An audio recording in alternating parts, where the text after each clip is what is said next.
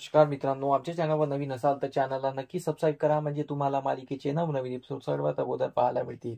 तर तुला जपणारा या मालिकेमध्ये काय घडलं आहे? नर्मदा आणि मायाने वेदाला संपवण्यासाठी वेगळा एक कट रचलेला असतो. तो कट मीराला अंबिकाने सांगितलेला असतं आणि अंबिकाने आणि मीराने ठरवलं असतं की यांचा कट आपण त्यांच्याच उलटायचा.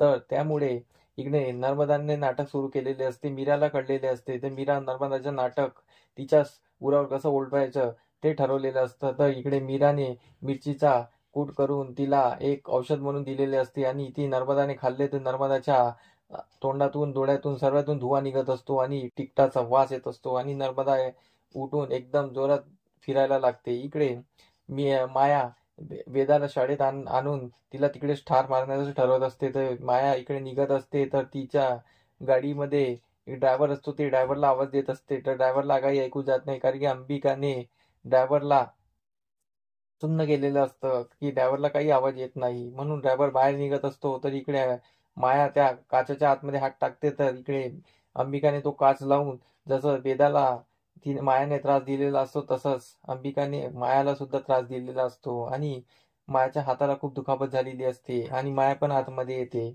माया पण खूप चिल्लावत असते, कारण की तिला पण खूप दुखत असतं आणि नर्मदाला पण खूप दुखत असतं आणि इकडे अंबिका आणि माया मजा करत असतात. हे सर्व मायाने सायंकाळी मंजिरीला सांगितलेलं असतं. तर मंजिरी बोलते, आता बघ तू, मी आता काय करते.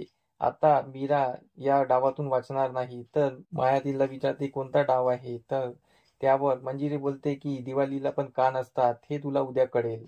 इकडे दुसऱ्या दिवशी माया आणि अंबिका बोलत असते. तर इकडे मै इकडे दुसऱ्या दिवशी मीरा आणि अंबिका बोलत असते आणि मीरा अंबिकाला बोलते की ह्या नागपंचमी आज आहे आणि नागपंचमीच्या दिवशी जर नागाला एका आत्म्याने स्पर्श केला किंवा एका आत्म्याने नागाची पूजा केली तर तिला मोक्ष प्राप्ती होते. तर अंबिकाला हे छान वाटत असतं. तर हे सर्व मागून येऊन मंजिरीने ऐकलेलं असतं आणि मंजिरी त्या दोघांच्या मधात येते आणि बोलते, मीरा, एक गोष्ट ऐक, आणि आज तुझी पावित्र्याची खरी परीक्षा आहे. आज तुला तुझं पावित्र्य साबित करायचं असेल तर तुला नागाची पूजा करावी लागेल. आणि नागाची पूजा म्हणजे मूर्तीची पूजा नाही, तुला खऱ्याखुऱ्या नागाची पूजा करावी लागेल आणि तुझ्या ओंजळीतून त्याला दूध पाजावं लागेल आणि प्रसाद द्यावा लागेल. हे तू करू शकशील तर मला सांग. तर मीरा एकदम घाबरून जाते. मीरा बोलते, आता कसं काय करायचं. पण मीरा तिचा चॅलेंज स्वीकारते आणि बोलते, ठीक आहे आईसाहेब, मी करायला तयार आहे. तर मंजिरी मनातल्या मनात हसत असते आणि बोलते, आता मीरा तुझा गेम खाल्लास.